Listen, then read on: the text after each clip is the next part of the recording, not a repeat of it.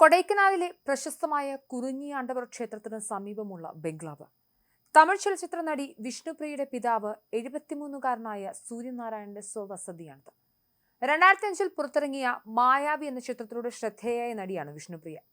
കൊടൈക്കനാലിലെ പ്രമുഖ വിനോദസഞ്ചാര കേന്ദ്രമായ കുറിഞ്ഞിയാണ്ടവർ ക്ഷേത്രത്തിന് സമീപമുള്ള ബംഗ്ലാവിലെ ചില മുറികൾ വിനോദസഞ്ചാരികൾക്ക് വാടകയ്ക്കൊക്കെ നൽകി വന്നിരുന്നു.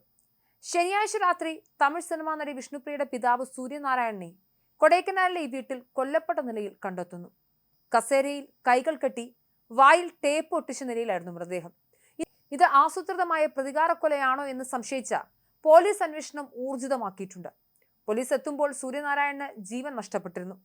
ബംഗ്ലാവിൽ അതിക്രമിച്ചു കയറിയ അക്രമികളാണോ അവിടെ ആക്രമണം നടത്തിയത്, അതോ ആ സമയത്ത് അവിടെ വാടകയ്ക്ക് മുറികളെടുത്തിരുന്ന ആളുകളാണോ ഇദ്ദേഹത്തെ കൊന്നത് എന്നടക്കമുള്ള സംശയങ്ങളുണ്ട്. എന്തായാലും അക്രമികൾ സ്വർണ്ണാഭരണങ്ങളും CCTVയുടെ ഹാർഡ് ഡിസ്കും മോഷ്ടിച്ചതായും കണ്ടെത്തിയിട്ടുണ്ട്.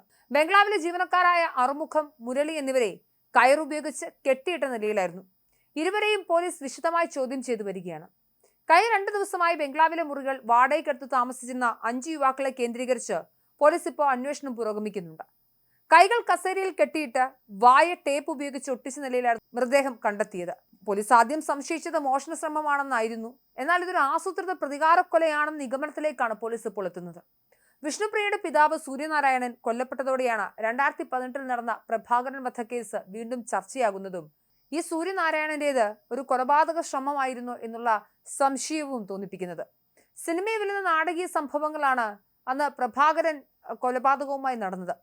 നടി വിഷ്ണുപ്രിയയുടെ ഭർത്താവ് മാനസിക ചികിത്സയുടെ ഭാഗമായി കൊടൈക്കനാൽ താമസിക്കുന്ന സമയത്താണ് ഈ സംഭവങ്ങളുടെ തുടക്കം. ഭർത്താവിനെ സന്ദർശിക്കാനായി വിഷ്ണുപ്രിയ ഇടയ്ക്കിടെ കൊടൈക്കനാലിൽ എത്തുമായിരുന്നു.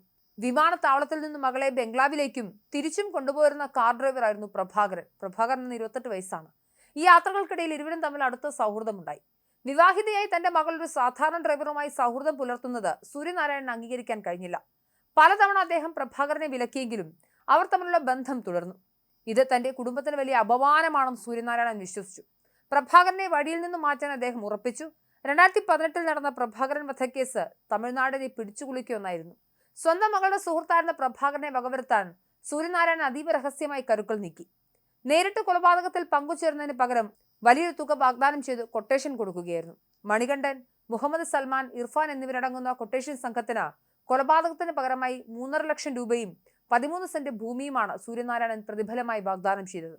പ്രഭാകരനെ ആരും സംശയിക്കാത്ത വിധം കെണിയിൽ വീഴ്ത്താനായി അദ്ദേഹത്തിന്റെ ഏറ്റവും അടുത്ത സുഹൃത്തായ സെന്തിലിനെ തന്നെ സൂര്യനാരായണൻ സ്വാധീനിച്ചു. സെന്തിലിന്റെ സഹായത്തോടെ പ്രഭാകരനെ മദ്യപിക്കാനെന്ന വ്യാജേന കൊടൈക്കനാലിലെ വിജനമായ വനമേഖലയിലേക്ക് വിളിച്ചു വരുത്തി. സുഹൃത്തായതുകൊണ്ട് തന്നെ യാതൊരു സംശയവും കൂടാതെ പ്രഭാകരൻ ഈ ക്ഷണം സ്വീകരിക്കുകയും കൊട്ടേഷൻ സംഘം ഒരുക്കിയ കെണിയിൽ ചെന്ന് ചാടുകയും ചെയ്തു. വനമേഖലയിൽ വെച്ച് നൽകിയ മദ്യത്തിൽ പ്രതികൾ നേരത്തെ തന്നെ വിഷം കലർത്തിയിരുന്നു.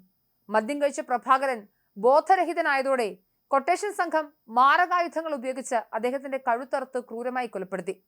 കൊലപാതകത്തിനു ശേഷം തെളിവുകൾ പൂർണ്ണമായി നശിപ്പിക്കുക എന്ന ലക്ഷ്യത്തോടെ മൃതദേഹം കൊടൈക്കനാൽ മലനിരകളിലെ 50 അടി താഴ്ചയുള്ള കൊക്കയിലേക്ക് തള്ളുകയും ചെയ്തു.